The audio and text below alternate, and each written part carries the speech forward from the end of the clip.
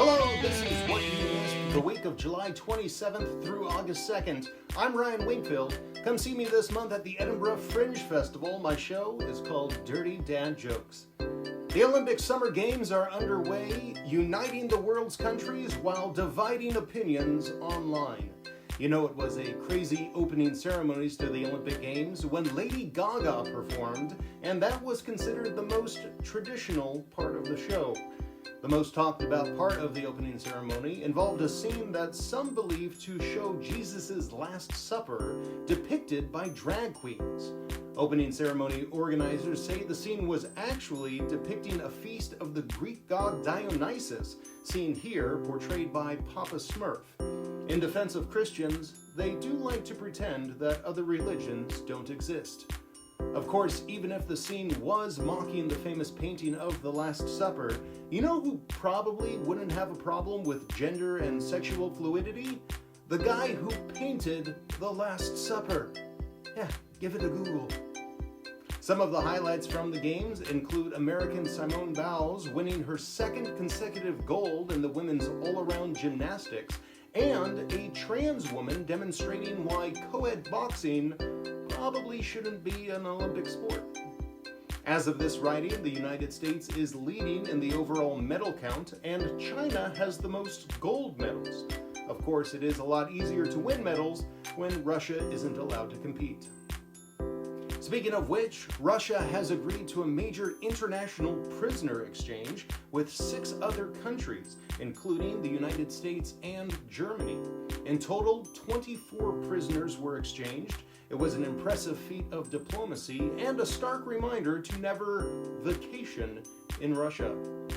There was one Russian agent who was arrested in the United States, but who Russia did not want returned, mostly because they believe he still has a decent chance of winning back the US presidency.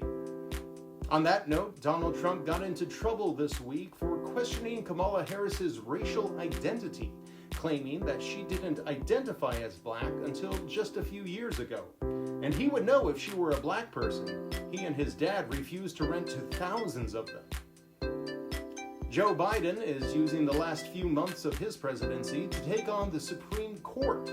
The president called for term limits for justices and a constitutional amendment to undo the court's recent decision on presidential immunity.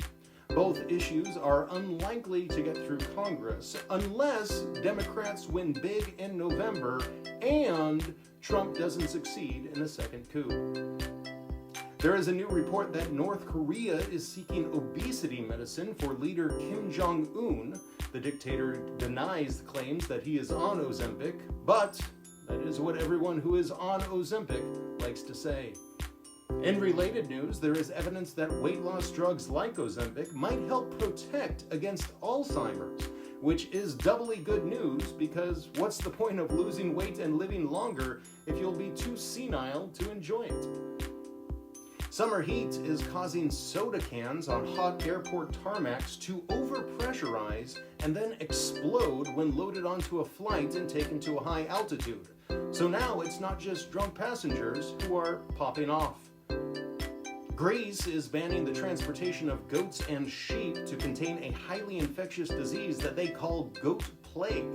The disease cannot affect humans, but it can make some people feel sheepish.